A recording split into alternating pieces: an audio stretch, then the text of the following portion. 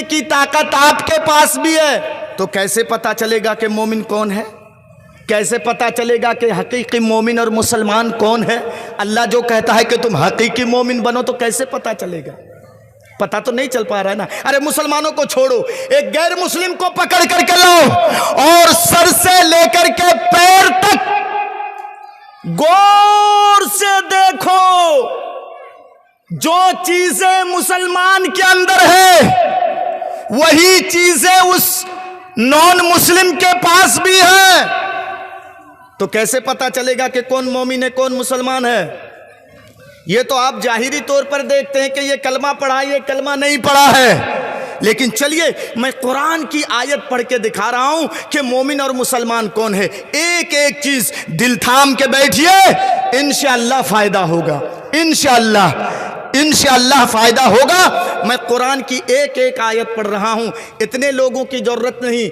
अगर इस तकरीर से एक आदमी सिलामपुर सरदार टोला का अगर एक आदमी लाइन पर आ जाए, तो आपका ये जलसा कामयाब है, आपका ये पिंडाल कामयाब है, आपका ये खर्च नफा बख्श होगा और फायदा मंद होगा। मैं कुरान की आयत पढ़ रहा हूं, आप गौर करके देखते जाइए एक तरफ।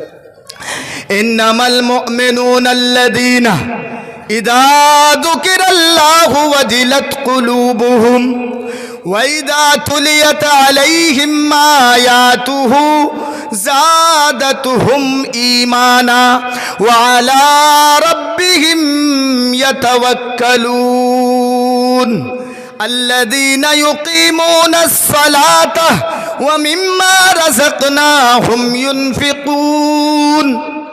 चलिए उतने दूर तक मैं पहुंच भी नहीं पाऊंगा कि मोमिन किसको कहते हैं, आप देखेंगे। एक चीज शुरू से देखिए, इन्नमल मुअमिनूना अल्लज़ीना, मोमिन वो है इज़ा ज़ुकिरल्लाह, जब मोमिन के सामने अल्लाह का नाम आए। किसका नाम? मेरे साथ बोलिएगा तब बात समझ में आएगी। किसका नाम? अल्लाह का नाम। नमाज की बात आई नहीं ना, रोजा की बात आई नहीं आई, सिर्फ अल्लाह का नाम आया। तो जब मोमिन के सामने अल्लाह का नाम आए, वजिलत कुलूबुहुम, तो मोमिन का मोमिन का दिल मारे डर के, मारे खौफ के, मोमिन का दिल थर्रा जाता है, मोमिन का दिल कांप जाता है मारे डर के। जब अल्लाह का नाम आए तो मोमिन का दिल डर जाता है। ये मोमिन की पहली गुण है, पहली सिफत है। पहले तर्जुमा कर दूं आयत का, माना समझ लीजिए, उसके बाद में एक एक तरफ से तफसीली तौर पर आऊंगा। एक चीज नंबर 2, वइदा तुलियत अलैहिम आयातुहु ज़ादतहुम ईमाना, मोमिन के सामने जब कुरान की आयतें पढ़ी जाएं, मोमिन के सामने जब कुरान की तिलावत की जाए, ज़ादतहुम ईमाना, तो मोमिन का ईमान ज़्यादा हो जाता है, मोमिन का ईमान ताज़ा हो जाता है, मोमिन के ईमान के अंदर बढ़ोतरी पैदा हो जाती है। कब? जब कुरान पढ़ा जाए, जब कुरान की तिलावत की जाए, तो मोमिन का ईमान ताज़ा हो जाता है। ये मोमिन की दूसरी सिफत है। 2 चीज़। नंबर 3, वाला रब्बिहिम यतवक्कलून, मोमिन वो है कि वो सिर्फ अपने रब ही के ऊपर भरोसा करता है, अपने रब ही के ऊपर उम्मीद लगा के बैठता है। वो मोमिन वो है। शादी हो गई, 5 सालें हो गई, बेटा नहीं आ रहा, बेटी नहीं आ रही है, बेटा बेटी पैदा नहीं हो रहा है, किसी बाबा के दरबार पे वो नहीं गया, बल्कि अल्लाह से उम्मीद लगा के बैठा है। ऐ अल्लाह, देने वाला तू है, लेने वाला तू है, सब कुछ तेरे हाथ में है। ऐ अल्लाह, देगा तू, लेगा तू, अपने रब के ऊपर वो भरोसा करता है। ये मोमिन की तीसरी गुण है, मोमिन की तीसरी सिफत है। पानी लाइएगा बाबू थोड़ा सा, तीसरी गुण है, गर्म पानी लाइएगा। चौथी चीज, अल्लज़ीना युक़ीमूना अस्सलाता, ये चौथी चीज है। मोमिन वो है जो नमाज को कायम करता है, पढ़ता नहीं बल्कि कायम करता है। नमाज पढ़ने में और नमाज कायम करने में फर्क है। पढ़ने का मतलब आप एक साथ पढ़ लें, और कायम करने का मतलब यह होता है कि नमाज को उसके वक्त में और नबी ने जैसे पढ़ा है, नबी ने जैसे सिखाया है, ऐसे पढ़ना, यह है नमाज कायम करना। तो मोमिन की चौथी चीज क्या है? नमाज को वो कायम करेगा। और पांचवी चीज वमिम्मा रज़क़नाहुम युनफिकून, और अल्लाह ने जो रोजी दिया है, अल्लाह ने जो माल दिया है, अल्लाह ने जो दौलत दिया है, वो मोमिन वो खर्च करेगा अल्लाह के रास्ते में। मोमिन इसी को कहेंगे 5 चीजें जिनके अंदर हो। जहां तक मैंने ये कुरान की आयत पढ़ी है। अब आइए एक एक चीज की तरफ। इन्नमल मुमिनून अल्लज़ीना इज़ा ज़ुकिरल्लाह वजिलत कुलूबुहुम। मोमिन वो है, मोमिन के अंदर हम पहले ये देखेंगे कि मोमिन वो है जब मोमिन के पास अल्लाह का नाम आए, मोमिन के कानों में जब अल्लाह का नाम आए, वजिलत कुलूबुहुम, तो मोमिन का दिल मारे डर के, मारे खौफ के, मोमिन का दिल दहल जाता है, मोमिन का दिल थर्रा जाता है। ये मोमिन की पहली गुण है, सिफत है कि जब मोमिन के सामने अल्लाह का नाम आए तो मोमिन डर जाता है। चलिए, सही बुखारी का एक वाकया मैं आपके सामने रख रहा हूं। आपने मस्जिद के इमाम से, आपके सिलामपुर के छोटे छोटे बच्चों से आपने ये सुना होगा, लेकिन सुनिए, इसके रूह तक आप जाइए और देखिए कि क्या अंदाज से, किस अंदाज से इसको बयान किया गया है कि मोमिन कौन है। गालिबन अल्लाह के रसूल गज़वे तबूक के मौके पर, गज़वे तबूक के वापसी के वक्त अल्लाह के रसूल आ रहे थे, और गर्मी का सीजन था। गर्मी का, जैसे आज गर्मी का सीजन है तो वैसे गर्मी का सीजन था। तो अल्लाह के रसूल एक ऐसे मैदान से गुजर रहे हैं जहां पर दरख्त लगे हुए थे और दरख्त के साए वहां पर थे, साए थे वहां पर। तो सहाबाए किराम ने कहा, क्या अल्लाह के रसूल, हम लोग दूर से सफ़र करके आ रहे हैं, थके हुए हैं, थके मंद हैं, थक करके चूर हो चुके हैं। अल्लाह के रसूल, ऐसा किया जाए कि इस जगह हम आराम कर लेते हैं, थोड़ी देर सस्ता लेते हैं, हम आराम कर लेते हैं। तो अल्लाह के रसूल ने सहाबाओं की बात को मान ली। अल्लाह के रसूल ने कहा, ठीक है, आराम करो। कोई उस दरख्ते के पास, कोई उस दरख्ते के पास, 2-4 इस दरख्ते के पास, 2-4 सहाबी इस दरख्ते के पास, 2-4 सहाबी इस दरख्ते के पास, सब आराम कर रहे हैं, लेटे हुए। गर्मी का सीजन है, लेटे हुए गए आराम कर रहे।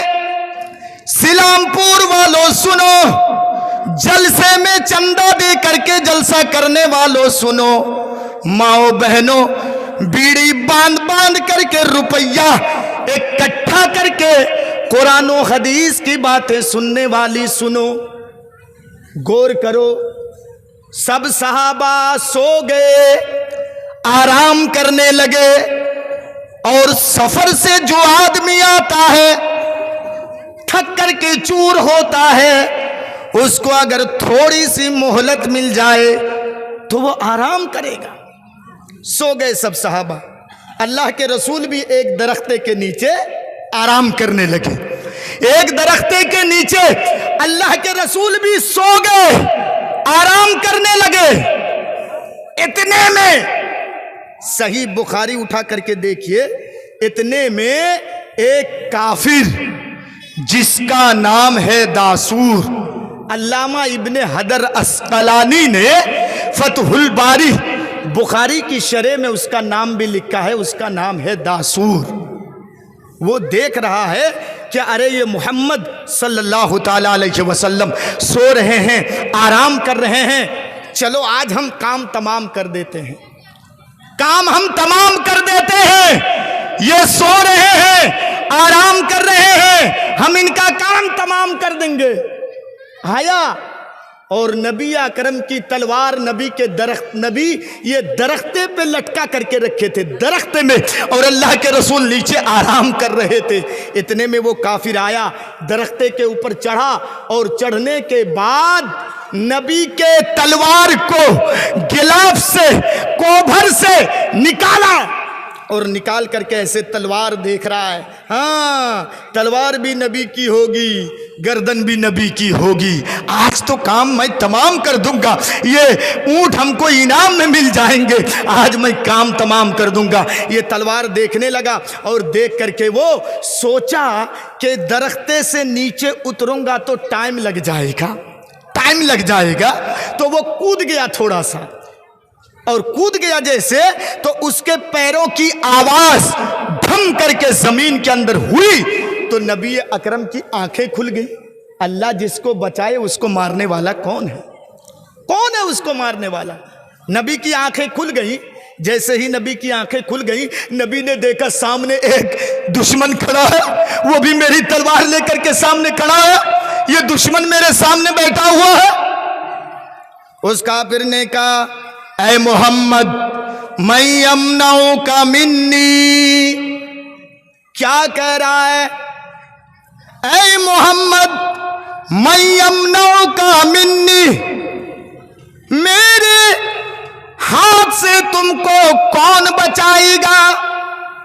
देखो तलवार मेरे हाथ में है, चमक रही है, तलवार तेरी है, मेरे हाथ से तुमको बचाएगा कौन? नबी अकरम डरे नहीं, नबी अकरम खौफ नहीं खाए, नबी अकरम मायूस नहीं हुए, बल्कि अल्लाह के रसूल ने आसमान की तरफ निगाहें उठाई, और उठाने के बाद अल्लाह के रसूल ने कहा, अल्लाह। क्या कहा? अल्लाह। जैसे ही कहा अल्लाह, ये देखिए अल्लाह मैं क्यों ला रहा हूं? अभी मैंने आपसे कहा कि मोमिन की एक सिफत यह है कि जब अल्लाह का नाम आए तो वो मोमिन डरने लगता है, अल्लाह का नाम आए तो मोमिन कांप जाता है, अल्लाह का नाम आए तो मोमिन का दिल दहल जाता है। नबी अकरम ने जैसे ही कहा अल्लाह, वो काफिर तर कांपने लगा, तलवार उसके हाथ से छूट करके जमीन पर गिर गई, कांपने लगा, अल्लाह का नाम सुन करके डरने लगा, कपकपी तारी हो गई, तलवार उसके हाथ से छूट करके जमीन के अंदर, जमीन के ऊपर तलवार गिर गई। नबी अकरम ने तलवार को उठा ली और नबी ने कहा, ऐ मेरे दुश्मन, तलवार तेरे हाथ में थी, तू मुझे पूछ रहा था कि मेरे हाथ से कौन बचाएगा? बताओ, अब तो तलवार मेरे हाथ में है, तलवार मेरे हाथ में है, बताओ अब तुमको कौन बचाएगा? काफिर का तो अल्लाह पर यकीन नहीं था, अल्लाह पर ईमान नहीं था। वो कहने लगा कि अल्लाह के रसूल, अगर आप छोड़ दें, अगर आप बचाएं, आप छोड़ दें तो मेरी जान बच सकती है। तो नबी अकरम ने उसको कहा, जाओ मैंने तुमको छोड़ दिया। मेरे कहने का मतलब यह है, इतना लंबा चौड़ा वाकया बयान करने का मतलब यह है कि वो मक्के के काफिर थे कि अल्लाह का नाम सुन करके वो डरते थे, मक्के के काफिर थे, मक्के के नॉन मुस्लिम थे कि अल्लाह का नाम सुन करके वो थर थर कांपते थे। आज हम इंडियन मुसलमान हैं, आज हम भारतीय मुसलमान हैं कि अल्लाह का नाम सुन करके हमारे अंदर कपकपी पैदा नहीं होती, कपकपी पैदा नहीं होती। नबी अकरम फरमा रहे हैं, हजरत आयशा बयान कर रही हैं, अल्लाह के रसूल मेरे साथ बैठे होते, गुफ्तगू करते अल्लाह के रसूल, हंसी मजाक करते अल्लाह के रसूल, हंसी मजाक करते। इतने में मुअद्दिन अदान पुकारता और अदान पुकार करके जैसे ही अल्लाह के रसूल अदान की आवाज सुनते, अल्लाहु अकबर अल्लाहु अकबर, बीवी को टाइम दे रहे हैं, हंसी मजाक भी बीवी के साथ आप कर रहे हैं। इतने में जब अजान की आवाज अल्लाह के रसूल सुनते, माँ आयशा फरमाती हैं, अल्लाह के रसूल मुझको हटा देते, धक्का देते, और देने के बाद अल्लाह के रसूल कुएं के पास चले जाते, कुएं से पानी उठाते और वजू बनाते। वजू बनाने के बाद मस्जिद की तरफ आप चले जाते और नमाज पढ़ते। अल्लाह का नाम सुनने के बाद अल्लाह के रसूल, ऐसा लगता कि अल्लाह के रसूल मुझे पहचानते ही नहीं है कि मैं कौन हूँ, पहचानते ही नहीं है कि मैं कौन हूँ, क्या कर रहा हूँ, पहचानते ही नहीं थे।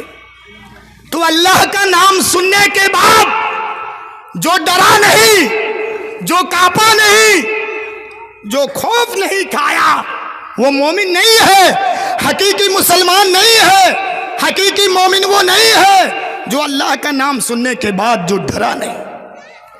मेरे भाइयों, नबी ने उसको कहा, जाओ मैंने तुमको माफ कर दिया।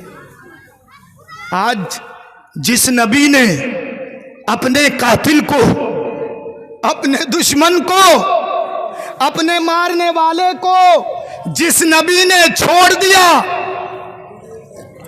आप कहते हैं कि वो नबी टेररिस्ट है, वो इस्लाम दहशतगर्दी का तालीम दे रहा है। नहीं नहीं नहीं, कभी नहीं हो सकता। इस्लाम दहशतगर्दी का तालीम नहीं देता है, इस्लाम टेररिस्ट नहीं है। सुनिए, नबी के जमाने में एक काफिर मस्जिद के अंदर आया, पेशाब करने लगा मस्जिद के अंदर, बाहर नहीं, मस्जिद के अंदर पेशाब करने लगा। सहाबाए किराम मारे गुस्से के तलवार उठा लिए, बेवकूफ की गर्दन उड़ा देंगे, मस्जिद के अंदर पेशाब कर रहा है, इसकी गर्दन हम उड़ा देंगे।